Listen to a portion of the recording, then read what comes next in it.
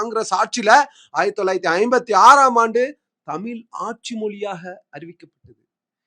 இது நாம சொல்லக்கூடிய தகவல் முன்னுக்கு பின் முரணான ஒரு விஷயம் இல்ல. உண்மையான கருத்தை சொல்றோம். 1956ல தமிழ் ஆட்சி மொழியாக உருவாக்கப்பட்டது காங்கிரஸ் ஆட்சி காலத்துல என்பது நிதர்சனமான ஒரு உண்மை. நாட்டின் ஒற்றுமையை பற்றி மட்டுமே யோசித்த ஒரு மகான் யார் என்று சொன்னால் ஐயா பக்தவச்சலம் ஐயா அவர்கள். தேசியத்தையும் நாட்டின் ஒற்றுமையை பற்றியுமே நினைத்து கொண்டிருந்தார் கடைசி வரைக்கும். எந்த பிரச்சனையும் வரக்கூடாது நாட்டுல அப்படின்ற மாதிரி சிந்தித்து செயல்பட்ட ஒரு மாமனிதர். இது எல்லாத்தையும் விட ஒரு முக்கியமான சுவாரஸ்யமான ஒரு விஷயம் இருக்கு. இதை சொன்னோம்னா நம்மில் பலருக்கு ஆச்சரியமா இருக்கும், அதிர்ச்சியா இருக்கும். நாம அனைவரும் வேண்டாம் என்று சொல்லக்கூடிய ஒரு விஷயம். இப்போ கோபால் ரெட்டி அப்படின்னு சொல்லிட்டு பாராளுமன்ற துறை ஒரு உள்ளாட்சித்துறை அமைச்சராக இருந்தவர். அந்த கோபால் ரெட்டியுடைய பாராளுமன்ற செயலாளரா இவர் இருக்கணும்னு சொல்லிட்டு பக்தவச்சலம் ஐயா கேட்கும் பொழுது ரெடின்றாரு, நான் இருக்கேன்றாரு. ஆச்சரியமா இருக்குங்க, ரியலாவே ஆச்சரியமா இருக்கு. கோபால் ரெட்டி என்பவர் 26 வயதே ஆன திருமணமாகாத ஒரு நபர். அவர் கீழே வேலை செய்யறதுக்கு இவர் தயார். இதை பார்த்தோம் அப்படின்னா எப்படி இருக்கு? இதற்கான வாய்ப்புகள் ஏதாவது நம்ம மனசுல தோணுமா? நீ எப்ப கட்சிக்கு வந்த, நான் எப்ப கட்சிக்கு வந்த, உனக்கு கீழே நான் வேலை செய்யணுமான்ற ஒரு மனப்பான்மை இருக்கும்ல.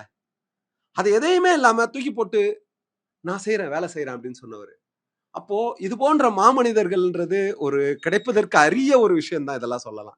1949ல தமிழ்நாடும் ஆந்திராவும் பிரிக்கப்படாத ஒரு காலம் என்று நினைக்கிறேன். அந்த காலத்துல தமிழக முதல்வராக பக்தவச்சலம் ஐயா வருவதற்கான வாய்ப்புகள் பெரிய அளவில் இருந்த பொழுது குமாரசாமி ராஜா அவர்களை முதல்வராக்க வேண்டும் என்று கர்மவீரர் காமராஜர் ஐயா சொல்லும் பொழுது ஒரு வார்த்தை கூட மறுப்பு பேசாம கண்டிப்பா ஆதரிக்கிறேன்னு சொன்னார். ஆனா பக்தவச்சலம் ஐயா வர வேண்டும் என்று சொல்லிட்டு எல்லாருமே முடிவு எடுத்திருந்தாங்க. கடைசியில கர்மவீரர் எடுத்த முடிவுக்கு கண்ணியத்தோடு கட்டுப்பட்டு அமைதியாக அதை ஏற்றுக்கொண்ட ஒரு மாமனிதர். இது போன்ற மனிதர்கள் எல்லாம் தேடி தேடி பார்த்தாலும் கிடைக்க மாட்டார்கள் என்பதே நிதர்சனமான உண்மை. ஐயா அவர்களுடைய நினைவு நாளான இன்று இந்த விஷயத்தை எல்லாம் உங்களுடைய பகிர்ந்து கொள்வதில் மற்றற்ற மகிழ்ச்சி அடைகிறேன். இந்த விஷயத்தெல்லாம் நம்ம ஒரு புக்கு படிச்சிருந்தாங்க. அந்த புக்ல அருமையா இருந்தது. அந்த புக்கெல்லாம் நம்ம எல்லாருமே படிக்கணும். ஐயா அவர்களுடைய 125ஆம் ஆண்டு நினைவு நாள் அப்ப அந்த புத்தகத்தை வெளியிட்டு இருக்காங்க.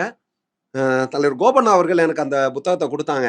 உண்மையிலே இது போன்ற தகவல் களஞ்சியமாக ஒரு புத்தக வடிவில் வடிவமைத்து கொடுப்பதுன்றது சிறப்பான ஒரு பணி. புத்தகங்கள் படிக்கும் பொழுதுதான் நம்மளுடைய பேச்சு திறமை, அறிவாற்றலை வளர்த்து கொள்ள முடியும். அதற்காக புத்தகங்களை உருவாக்கக்கூடிய மனிதர்களை நாம் உண்மையிலே சல்யூட் தான் சொல்லலாம். ஐயா அவர்களுடைய நினைவுகள் நிச்சயமாக நம்மில் இருந்து அகலாது.